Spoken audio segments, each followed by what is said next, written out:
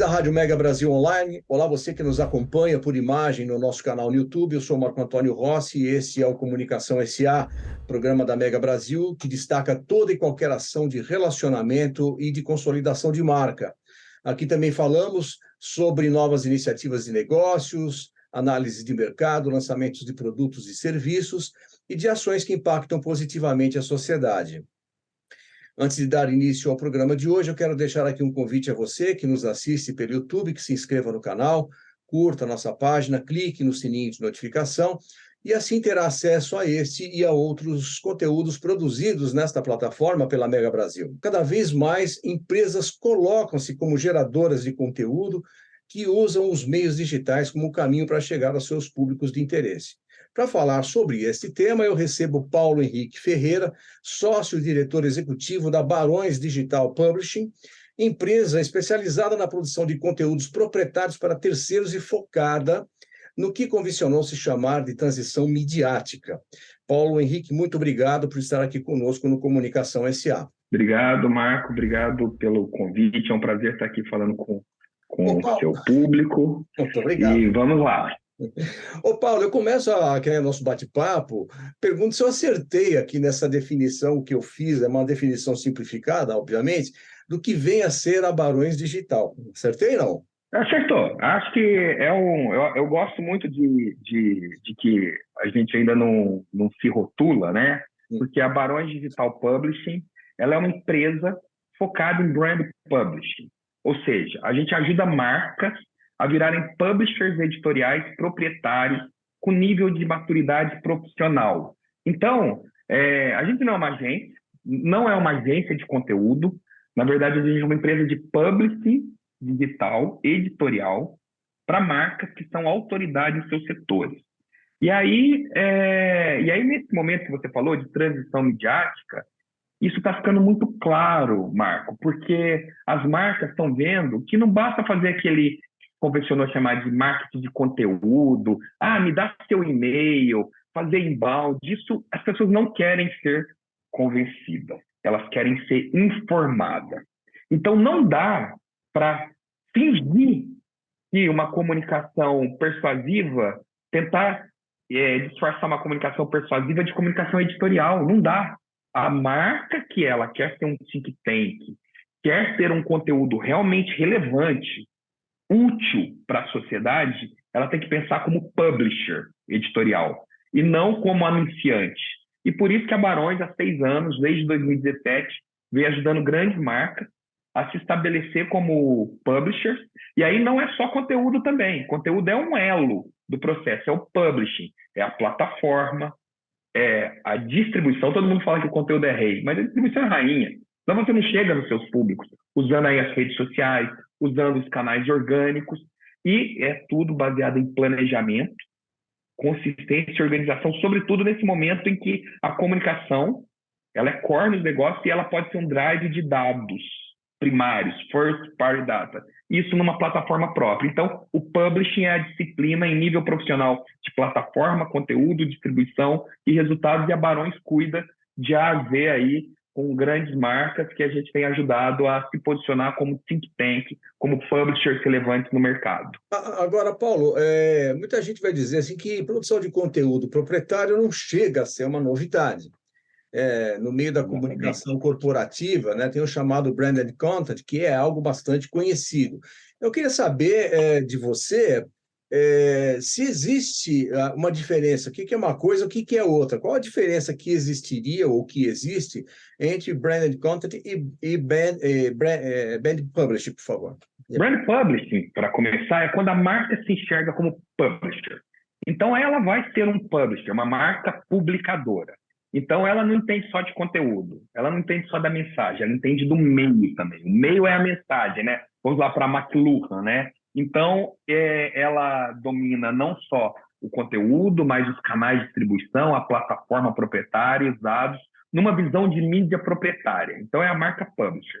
O branded content, que também é uma categoria, inclusive que ficou mais famosa porque os veículos começaram a ofertar branded content ao invés de publicidade, com o desgaste da publicidade, né? O branded content virou uma ferramenta comercial importante. É importante, mas o branded content é o informe publicitário. É a marca botar em uma plataforma de terceiro um conteúdo e esse conteúdo está numa plataforma de terceiro. Então, os dados não são da marca, a questão da permanência, SEO não é da marca, a propriedade não é da marca. É um investimento numa plataforma de terceiro. Ambos são legítimos e ambos é o que você falou, não são novos.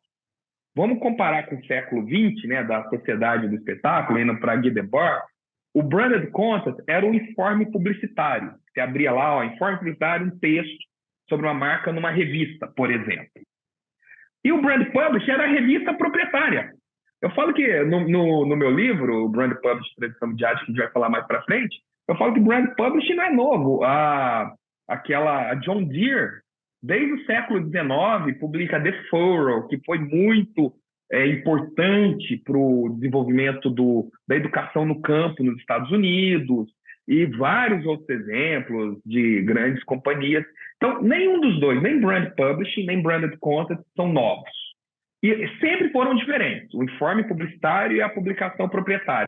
E hoje, transpondo para o digital, o Branded Content é o informe publicitário em sites, em plataformas digitais de terceiro, e o Brand Publishing é quando a marca é a dona da propriedade. E o ideal é a marca ter maturidade para discernir e investir de maneira integrada nessas duas categorias. Eu estou conversando com o Paulo Henrique Ferreira, que é sócio-diretor executivo da Barões Digital Publishing. Paulo, a produção de conteúdo digital, o conteúdo próprio, perdão, ela cresceu, vamos dizer assim, vertiginosamente no período pandêmico, sobretudo, né, entre 2020 e 2022, e talvez tenha sido nesse período a grande descoberta do potencial digital.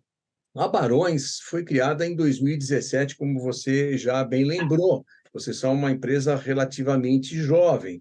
Mas quando é que vocês perceberam essa tendência de crescimento da produção de conteúdos proprietários ou de transição midiática mesmo, que, como você também bem lembrou, é o tema do seu livro, a gente vai falar um pouquinho mais adiante, né? Quando é que iniciou esse movimento dentro desses princípios de brand publishing? Para responder isso, eu vou falar rapidamente um pouquinho da minha história, porque eu fui 7 anos diretor de mídias digitais do Lance.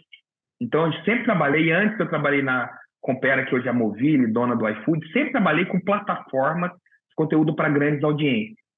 E, para mim, isso uma época que um hype danado em torno de redes sociais, para mim era claro que veículos, marcas, não poderiam abrir mão dos seus ativos proprietários, até por questões que já estavam sendo debatidas lá na década de 10, dos anos 2000, sobre privacidade. E aí, quando eu vi, e aí eu pedi demissão do Lance em 2015 e fui uma rápida temporada para a FSB, já falando de brand publishing, eu já enxergava que as marcas, não tinha sentido as marcas ficarem somente dependentes de canais de terceiro. Inclui aí redes sociais. Redes sociais é do Zuckerberg, é do Elon Musk, é de terceiro. Rede social não é mídia proprietária. YouTube não é mídia proprietária. Então, não ficava. A marca tinha que ter a estratégia dela nela. Então, foi um ano e meio legal na FSB, foi muito bom, mas eu vi que, até o Marcos Trindade, o Flávio Castro, a gente já falou assim, eu vi que eu precisava de imprimir uma velocidade maior no publishing, para falar assim, marcas, sejam publishers. E aí eu fui para Nova York, vi um case da Newscred e ficou claro para mim, olha, LGPD já estava em discussão aqui no Brasil, GPDR na Europa já estava implementando, vários marcos regulatórios em todo o mundo, a questão da desinformação já era grave, a questão da privacidade já era grave, então essa transição midiática explodiu, já estava claro. E aí a gente falava, precisamos de uma organização, de uma empresa, pure player, especializada em ajudar as marcas a constituírem suas mídias proprietárias. Não só olhando o conteúdo, olhando a plataforma também. E, inclusive, foi muito importante em 2016, aquela Home Report, aquele reporte anual que falava a mídia proprietária é a mídia que vai mais crescer nos próximos anos, porque as marcas precisam estruturar.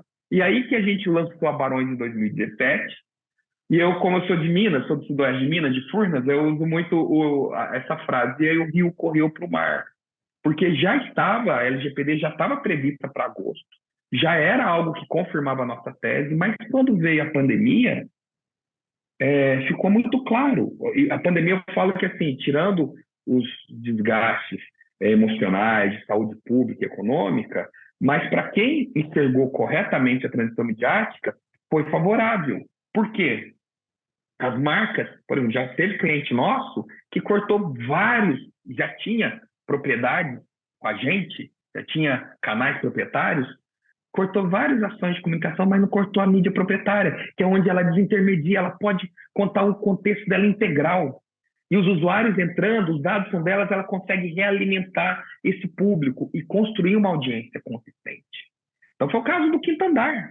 O Quinto Andar teve uma ação muito responsável e crítica numa época em que a inadimplência explodiu, né, de aluguel por causa da crise econômica, e o Meu Lugar, que é o portal do Quinto Andar de mídia proprietária, já tinha sido lançado em 2018, mas foi um grau de maturidade, deu um salto de maturidade.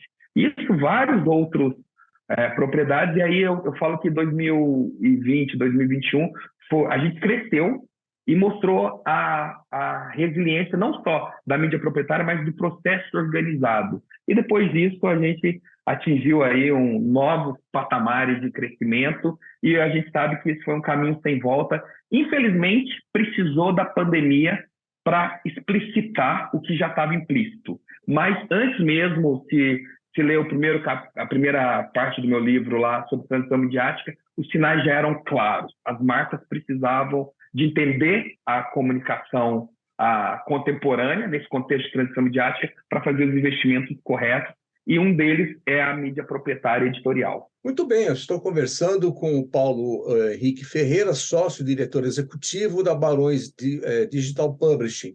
Paulo, a gente vai para um breve intervalo e voltamos dentro de instantes na continuação deste Comunicação SA. Até já.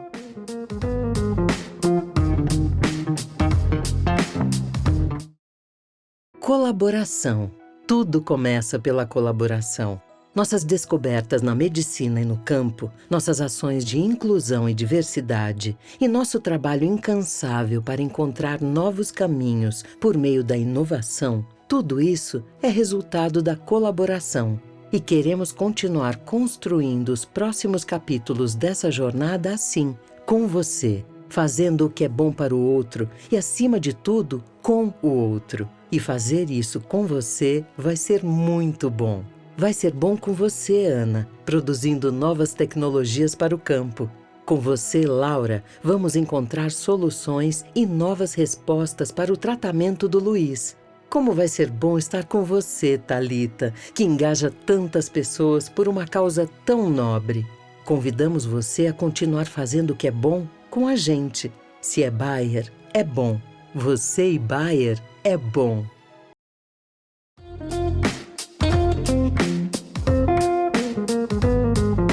Olá, ouvintes da Rádio Mega Brasil Online. Olá, você que está nos acompanhando pelo canal do YouTube. Estamos de volta com Comunicação SA de hoje, que recebe Paulo Henrique Ferreira, sócio-diretor executivo da Barões Digital Publishing. Antes de retornar à nossa conversa, eu quero deixar aqui uma dica para você que quer saber um pouco mais sobre comunicação corporativa, que siga os canais da Mega Brasil no Instagram, no Facebook, no LinkedIn, e que também assine a nossa newsletter diária e gratuita direto da redação. A assinatura é simples, basta acessar o portal da Mega Brasil, clicar sobre o banner da nossa newsletter, preencher os seus dados e enviar. Já no dia seguinte, você, como os quase 18 mil assinantes, passa a receber no seu e-mail os destaques do dia, os detalhes dos programas e eventos da Mega Brasil, direto da redação. Paulo, de qual tipo de conteúdo estamos falando quando tratamos de transição midiática e geração de conteúdo proprietário, com base, obviamente, nos princípios de branded publishing? Qual que é o risco ao incentivo das chamadas bolhas, ou seja, aqueles grupos que passam a consumir exclusivamente conteúdos de um único canal, não tendo acesso a outras informações. Essa preocupação passa também com quem estrutura os seus próprios canais de informação? Sim, acho que é uma preocupação válida, tem a ver com o âmbito da responsabilidade midiática. E nós estamos falando, até porque nós estamos falando de conteúdo setorial, de propriedades verticais.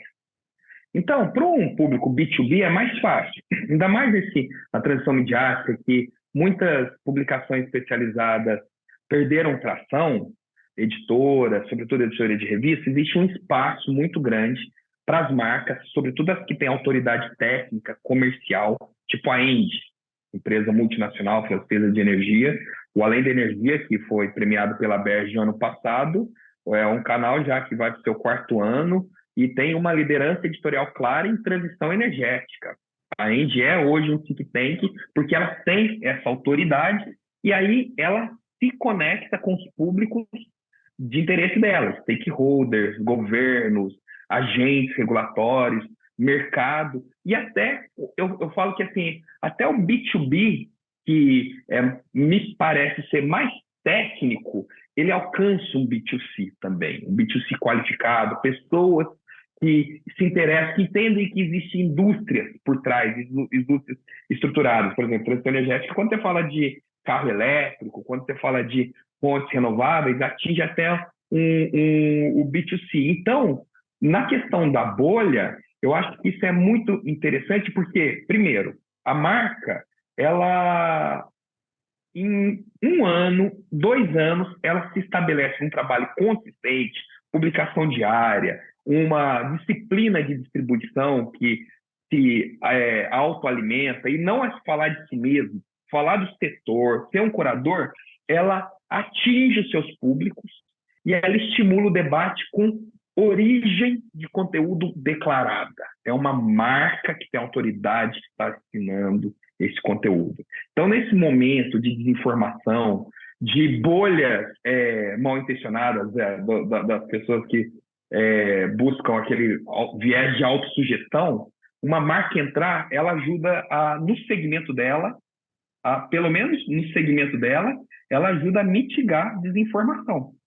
E a partir daí, ela também atinge o público final. No B2C nem se fala, né? Quando você fala de uma MRV, o Itaú, você fala um Quinto Andar, marcas que entram como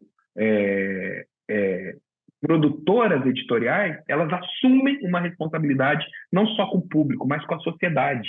Porque para uma marca publicar um conteúdo, e ela assina como publisher aquela propriedade, ela está afiançando a própria autoridade e reputação dela.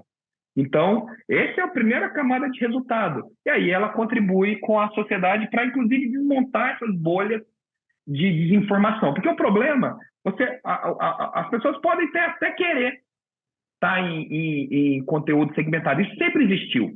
Segmentação de conteúdo sempre existiu. O problema é que esses segmentos têm que ter origem de conteúdo, fontes de conteúdo de alta qualidade. E, nesse sentido, as marcas elas entram como players de publishing editorial competitivos no seu setor. Quer dizer que, então, essa transição midiática, somada à produção de conteúdo, obviamente, ela não pressupõe o abandono de outros canais, de outras mídias tradicionais? Não, pelo contrário.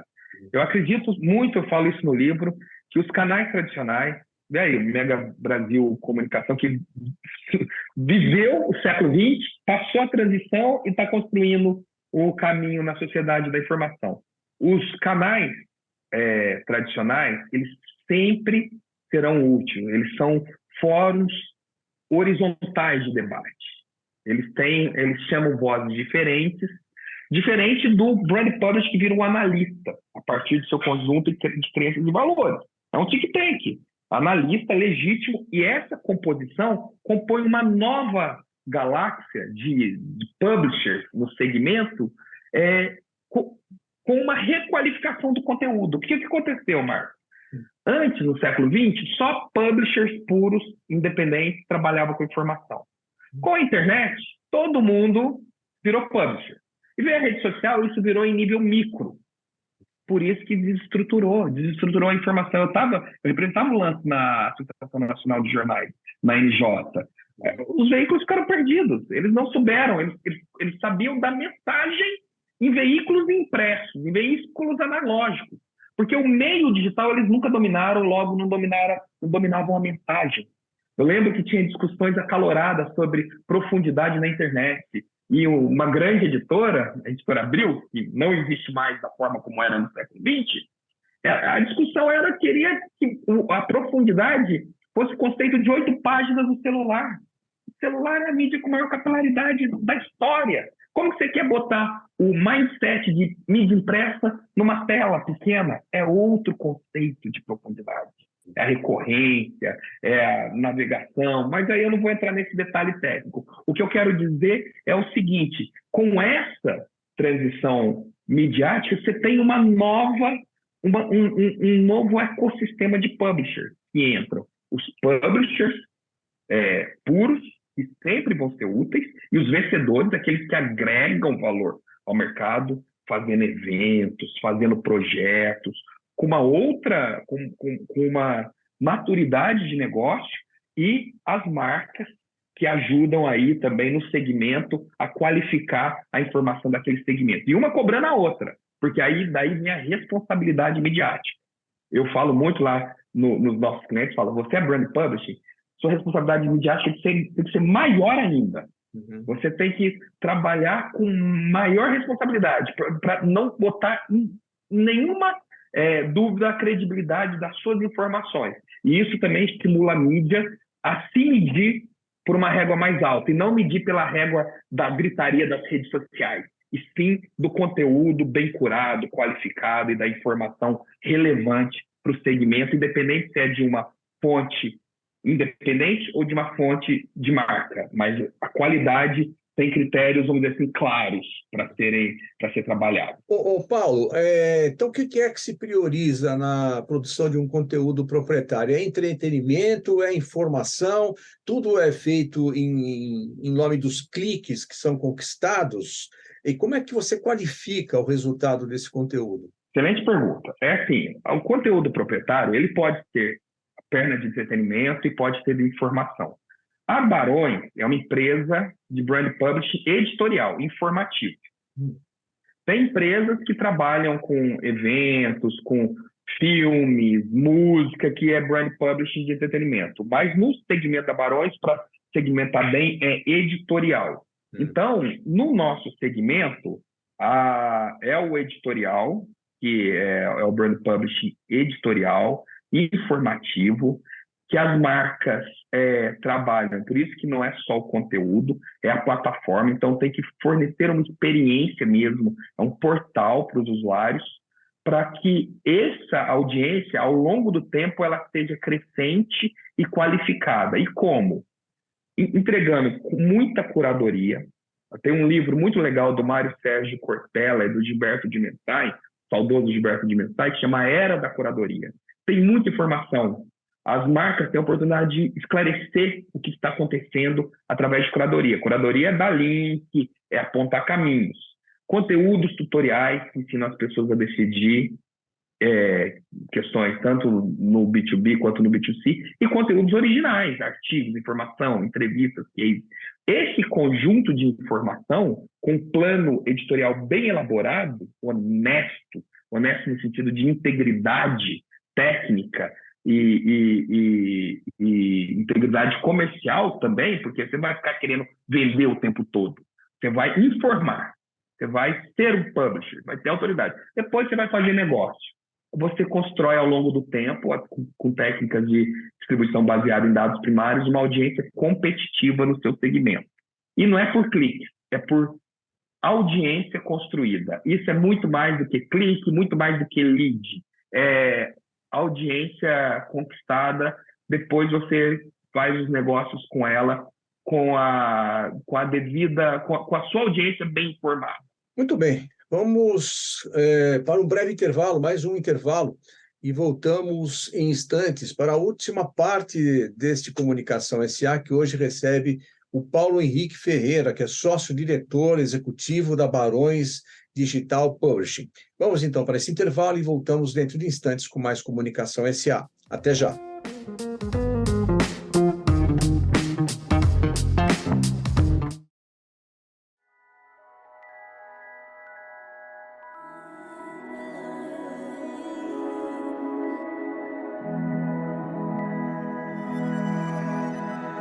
Change is coming, there's a light out from the sun. A new time, a new day, a new world is coming. And I can see the dawn has just begun. A new home, a new way is on the horizon. We're making the world a better place, one person at a time.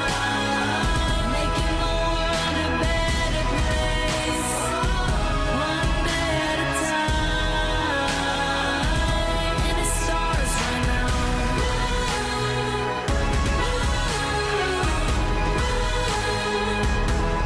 Change the world.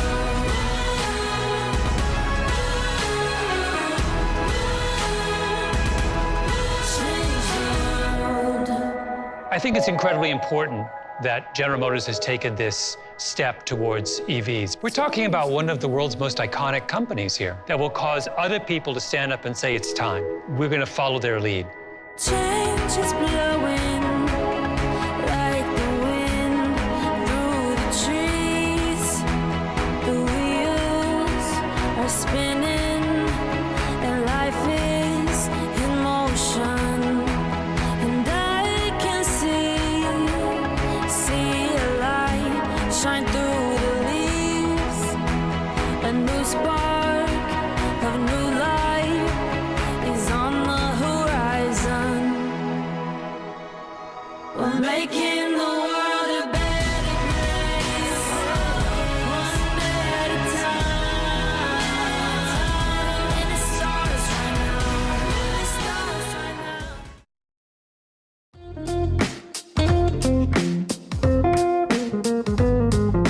Olá, ouvintes da Rádio Mega Brasil Online, olá você que nos acompanha pelo nosso canal no YouTube, pelo nosso canal no Spotify. Estamos de volta com a última parte do nosso Comunicação SA de hoje, que recebe Paulo Henrique Ferreira, sócio-diretor executivo da Barões Digital Publishing. Eu queria saber de você o seguinte, Paulo. Um dos riscos apontados na produção de conteúdo proprietário é o da disseminação de uma informação menos apurada. Você até já resvalou um pouco sobre esse tema, né? E aqui eu queria dividir essa questão aqui em dois tópicos. Primeiro, como uma empresa se estrutura para a divulgação dos seus conteúdos nos seus canais proprietários? Que tipo de profissional, qual que é a estrutura, enfim, que ela tem que ter no radar para poder efetivar esse tipo de iniciativa?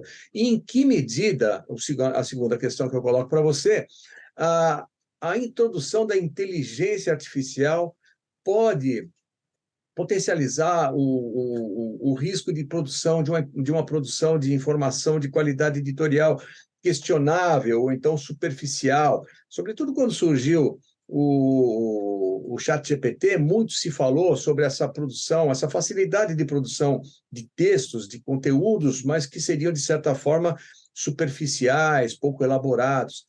Enfim, queria que você comentasse um pouco sobre essas duas questões que eu lhe coloco. Não, muito bom. Primeiro, eu acho que o brand publishing, as marcas com autoridade e credibilidade e reputação, elas ajudam a mitigar esses riscos, tá? Primeiro porque é o seguinte, na Barões, você tem que ter pessoas profissionais sênior de jornalismo, de apuração. Na Barões a gente tem uma equipe sênior. Fala assim, 40 mais, a gente já tem 20 anos de experiência em jornalismo B2B, esse jornalismo segmentado.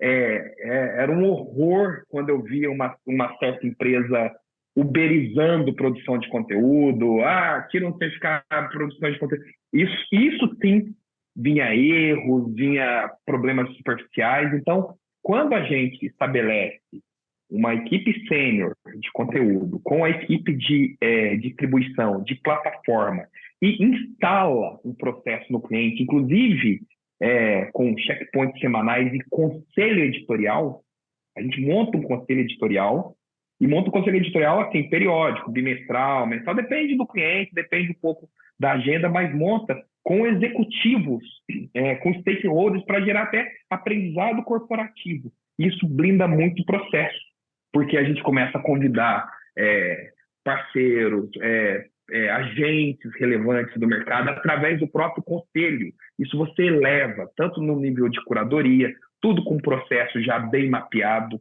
no planejamento, que você fala, nós vamos curar de tais e tais e tais publicações internacionais que são relevantes para o nosso negócio. Os nossos conteúdos tutoriais, conteúdos helps vão ser nesse sentido. Os conteúdos originais vão ser artigos de convidados, entrevistas. Tem desafios jornalísticos muito legais, né? Como eu já citei, né? O Fernando Henrique Cardoso, que foi publicando uma entrevista no ano passado, em 2022, no Além da Energia, sobre o marco regulatório, 25 anos do marco regulatório. Imagina, o Além da Energia conseguiu fazer uma entrevista com o Fernando Henrique Cardoso em 2022, ano de eleição, sem falar em política partidária. Falou sobre transição energética. Então, com um plano muito claro, a régua da informação sobe, porque o brand publishing vira um canal de desdobramento assim, direto da reputação, da autoridade, do propósito da marca. E isso, inclusive, em temas aí, a gente tem falado muito de ESG, né? Temos 2 clientes na área de agro, o Marfrig com o Prato da Manhã e a Cofipé com o Hub do Café, que são assim, que tratam de temas profundos de sustentabilidade na agricultura, que o Brasil tem muito a contribuir, inclusive. Só que tem que ser temas técnicos, temas, vamos dizer assim, tecnocrata. A área, por exemplo, de artigos do Hub do Café é maravilhosa. Pesquisador de Viçosa, da USP, presidente do Conselho Nacional de Café. Você traz, nesse mundo de bagunça de rede social, onde no LinkedIn as pessoas publicam e ninguém lê, você traz para um fórum organizado as vozes daquele setor. Então, só que tem que ter senioridade. Não é uma agência de comunicação de molecada que vai, não. A marca tem que falar, eu quero ser publisher. E no caso a Barões ou outras empresas que se propõem a ajudar e sabendo que é multidisciplinar, que o meio é a mensagem, tem que ser sênior o processo. Até para, no segundo item da inteligência artificial, isso ser bem depurado. Eu sabia, claro, que inteligência artificial, o ChatGPT veio como uma expressão muito clara do poder da inteligência artificial.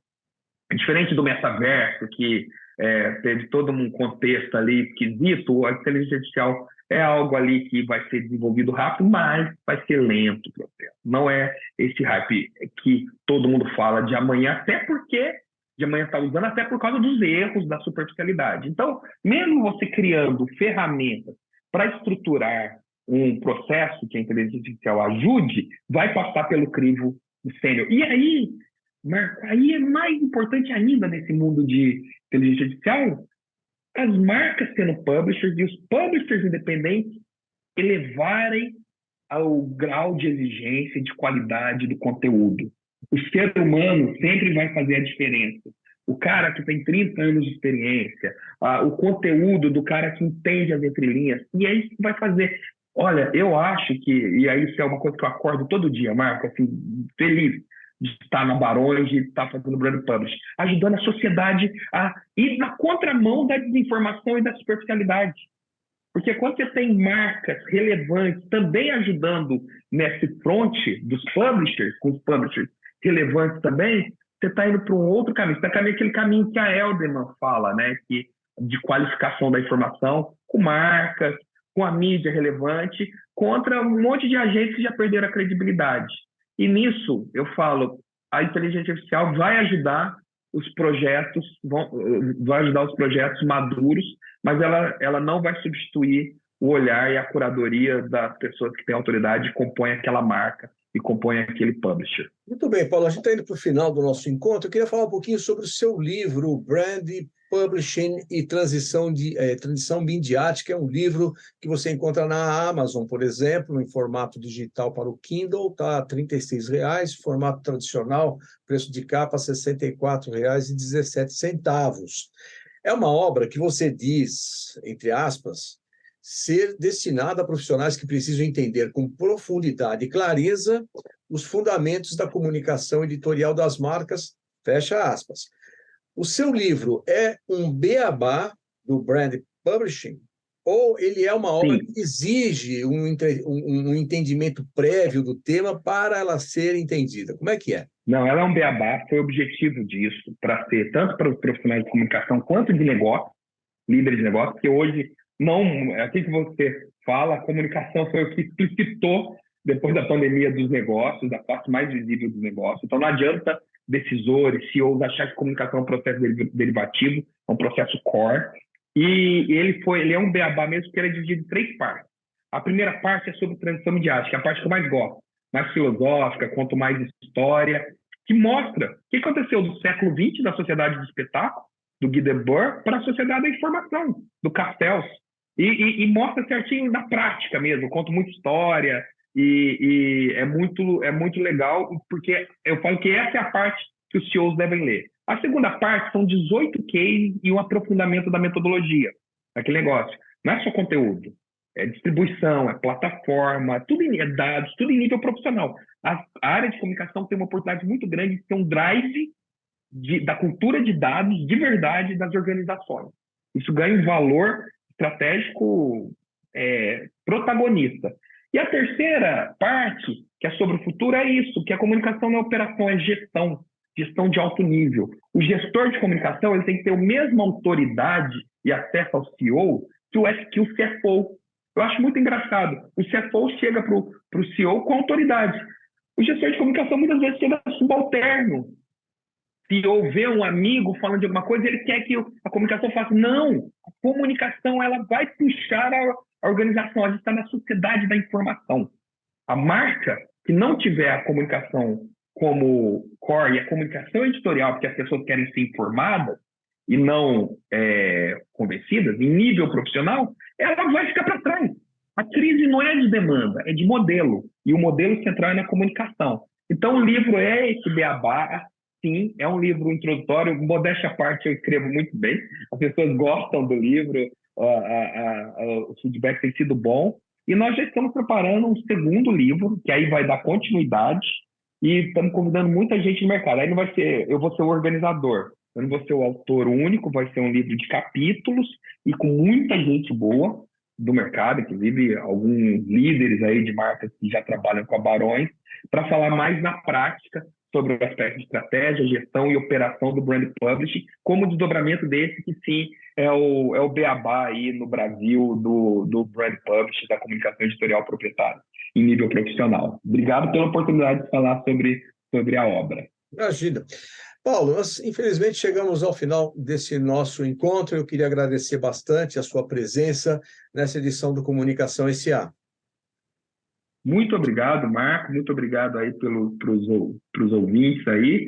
E estou à disposição para a gente estar sempre discutindo esse tema e as evoluções, porque estamos no começo dessa nova fase que, vamos dizer assim, rompeu mesmo dessa transição midiática que foi tão tenso no início do século XXI. Agora as coisas se estabeleceram. Nós temos aí uma década e meia de um novo modelo que a gente está construindo aí, como foi o modelo do século XX depois da Segunda Guerra Mundial, que se construiu um modelo. A gente está construindo outro modelo e é muito bom. Então nós teremos muita oportunidade aí de conversar e trabalhar junto e desenvolver um mercado novo aí de comunicação.